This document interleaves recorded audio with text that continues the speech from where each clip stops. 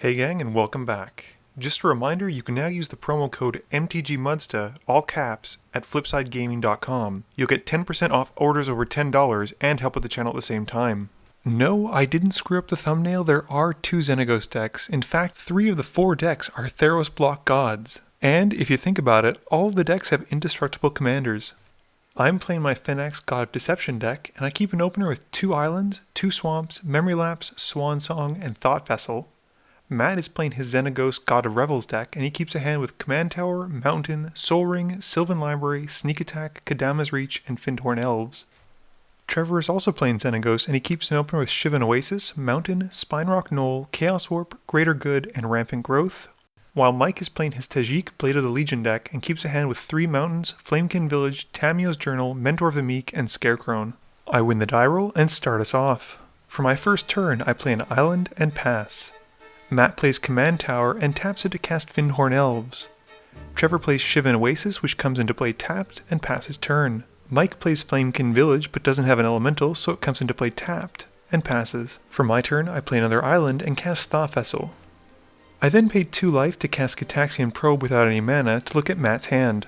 This lets me know that Matt has Sneak Attack and Blightsteel Colossus in his hand, and I really don't want these happening.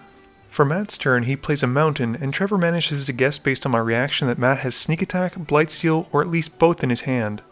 Matt then casts Soul Ring and drops Sylvan Library before passing to Trevor. Trevor plays a mountain and casts Rampant Growth to find a forest before passing to Mike. Mike plays a mountain and passes to me. For my turn, I play Sunken Ruins and pass to Matt. During Matt's draw step, he takes 4 damage because he keeps an extra card thanks to Sylvan Library. Moving to his main phase, he plays a forest, then casts Xenagos, but I use Memory Lapse to counter it. Matt chooses to put Xenagos on top of his library and passes to Trevor. Trevor plays Spinerock Knoll and hides away one of his cards underneath it. He then passes to Mike. Mike plays a Plains and casts Chromatic Lantern before passing to me. I play Urborg Tomb of Yawgmoth and I pass to Matt. During Matt's draw step, he once again takes 4 to keep an extra card, and moving to his main phase, he plays Reflecting Pool. He then casts Kadama's Reach, finding a forest and putting it onto the field, and putting a mountain into his hand. For Trevor's turn, he plays a mountain and casts his own copy of Xenagos God of Revels. For Mike's turn, he plays a mountain, then casts Mentor of the Meek and passes. For my turn, I play a swamp and cast Merchant's Scroll, finding Intuition. With nothing else, I pass to Matt. For Matt's turn, he doesn't take any damage from Sylvan Library, and he plays a mountain in his first main phase. He then casts Xenagos God of the Revels, and tries to run out Sneak Attack. Thankfully, I have Swan Song to counter it, and give him a 2/2 bird. Moving to combat, Xenagos triggers, giving the bird haste and +2/+2, and Matt swings the bird I just gave him into me for 4. With nothing else, he passes to Trevor. For Trevor's turn, he wants to get some defenders up, and he casts Spellbreaker Behemoth, and then passes turn. For Mike's turn, he plays yet another mountain and then casts his general, Tajic Blade of the Legion. Mike then pays 1 thanks to Mentor and draws a card. At the end of Mike's turn, I cast Intuition, finding Fairy Artisan, Reality Shift, and Arcane Denial. I choose Mike to be the one to give me the card, and he chooses to give me Arcane Denial. For my turn, I play an island, then cast Preordain, putting 1 on top and 1 on the bottom. I then draw. Incredibly concerned by the fact that I'm facing 2 Xenagos decks, I cast Reanimate to bring back the Fairy Artisan, and I take 4 from the spell. I then pass to Matt. For Matt's turn, he plays a forest and tries to cast Giant Adaphage, which I counter with Arcane Denial. With nothing else, Matt passes. On Trevor's upkeep, Matt draws 2 and I draw a card. Trevor then casts Greater Good and moves to combat. He puts the Xenagos trigger on Spellbreaker and swings at me. I take 10 damage and Trevor moves to a second main phase, sacrificing the Behemoth to draw 10 and discard 3. The 3 cards he discards include Burgeoning, Lurking Predator, and Nisa's Revelation.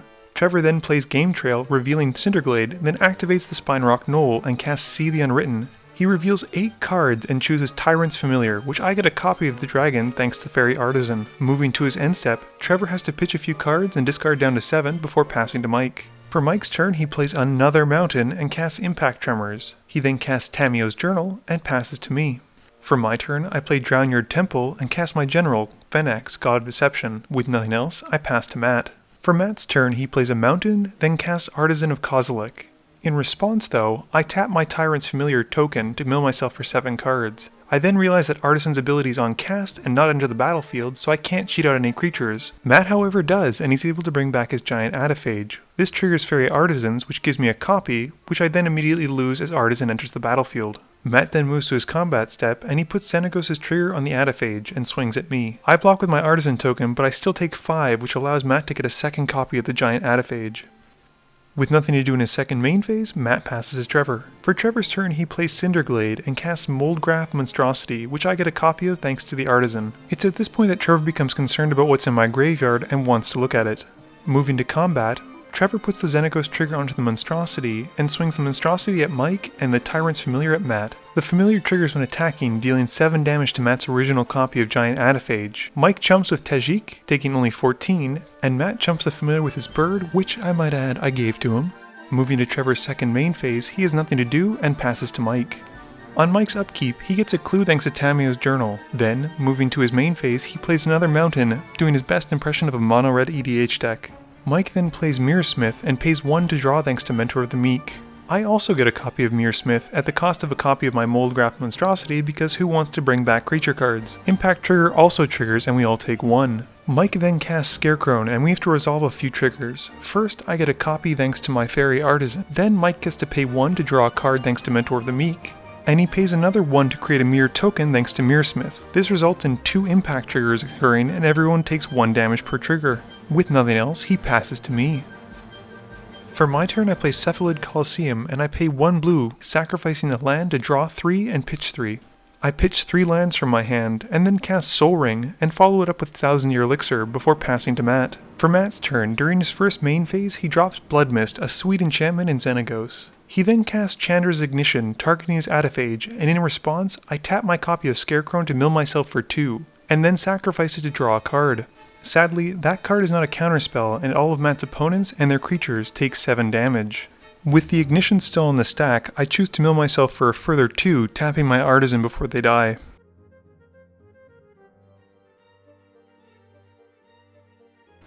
Moving to combat, Matt puts the Double Strike trigger on Ataphage, and he puts his Xenagos trigger on the Artisan of Kozilek.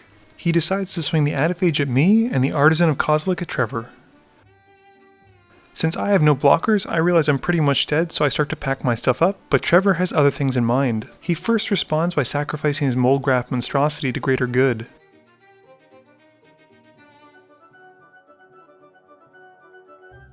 He has Matt pick the 2 random creatures that come back, and Trevor returns Tyrant's Familiar and Nullspine Dragon. This works incredibly well in Trevor's favor, as he's able to discard his hand and draw 7 from Nullspine thanks to Matt hitting me before for 7 damage with Chandra's Ignition. Trevor then gets to draw 8 cards from Greater Good because he sacrificed the Moldgraph Monstrosity, and then he pitches 3. Trevor then resolves the Annihilator trigger, sacrificing his Spinerock, Knoll, and Mountain, and moving to blockers, he puts Xenagos in front of the Eldrazi. I unfortunately do not have a sweet indestructible blocker, so Matt deals the damage to me and gets a copy of the giant Ataphage. Also, I die. With his combat step over and nothing to do in his second main phase, Matt passes to Trevor. For Trevor's turn, in his first main phase he plays Soul Ring and then plays a mountain.